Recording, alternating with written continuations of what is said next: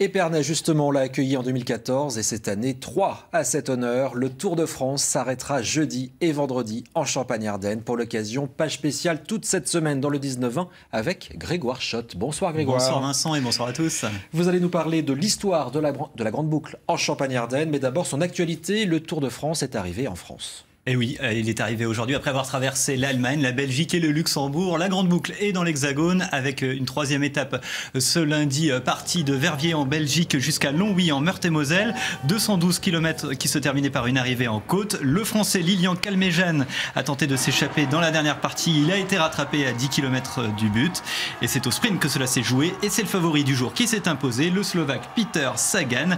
Le Gallois Geraint Thomas conserve le maillot jaune. Demain, retour au Luxembourg pour le départ de la quatrième étape à Mondorf-les-Bains, arrivée à Vittel dans les Vosges. Et plus que 3 jours de patience avant l'arrivée du Tour en Champagne-Ardenne. Ce sera jeudi la 6e étape qui verra les coureurs parcourir 216 km de Vesoul à Troyes à travers la Haute-Marne et l'Aube. Troyes, ville arrivée et ville départ le lendemain, vendredi pour la 7e étape, 213 km jusqu'à Nuit-Saint-Georges avec 50 km dans l'Aube.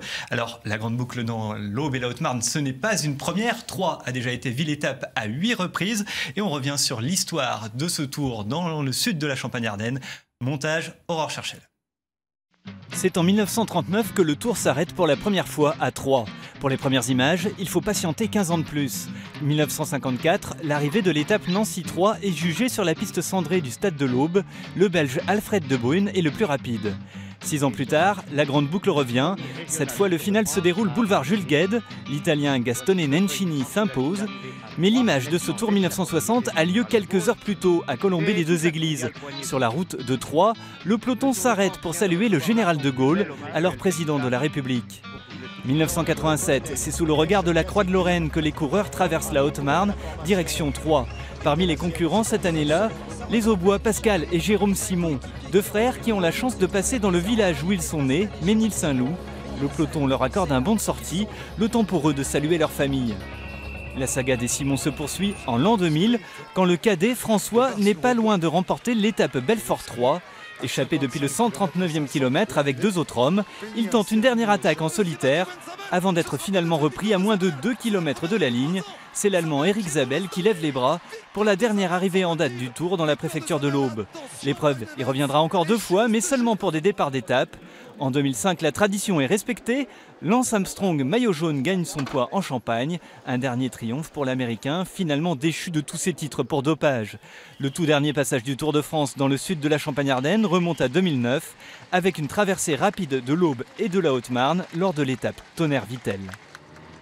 Ouais, les frères Simon, ces Aubois qui ont marqué le Tour et que vous avez rencontrés, Grégoire. Oui, c'est une véritable saga familiale, Vincent, originaire de l'Aube. Jérôme, Pascal, François et Régis Simon ont tous participé à la Grande Boucle entre 1980 et 2002 et souvent avec succès. Alors avant le passage de la course dans leur département, la parole cette semaine à Jérôme et François et on commence ce soir par évoquer leurs souvenirs de la Grande Boucle. Le plus beau souvenir, bien sûr, c'est le maillot jaune en 2001.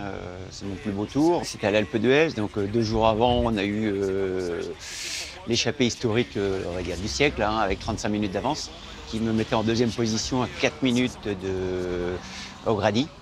Et donc 2 jours plus tard, on attaquait vraiment la haute montagne à l'Alpe d'Huez. Et là, je savais que j'avais une bonne opportunité.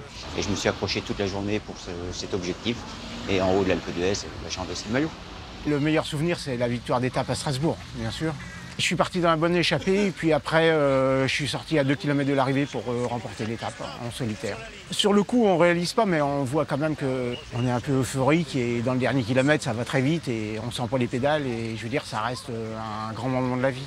Gagner une étape sur le Tour, c'est un peu le rêve de tout coureur professionnel. C'est vrai que j'avais été champion de France 2 ans avant, mais le Tour de France touche encore d'autres personnes.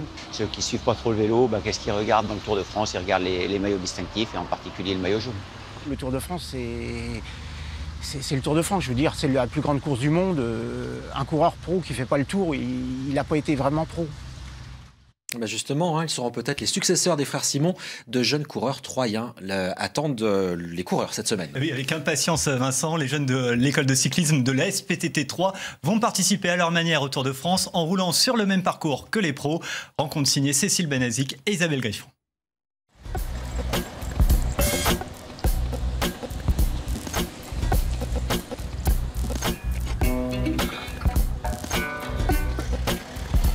Le Tour de France, c'est la plus grosse épreuve cycliste du monde. Donc pouvoir y participer, c'est un honneur. C'est assez impressionnant parce qu'on va pouvoir rencontrer des pros qu'on n'aurait jamais pu rencontrer autre part, je pense. Alors, donc pour la série de sprint des poussins, la deuxième série, j'appellerai donc Louis-Marie, Théo. Ça y est, vous êtes prêts?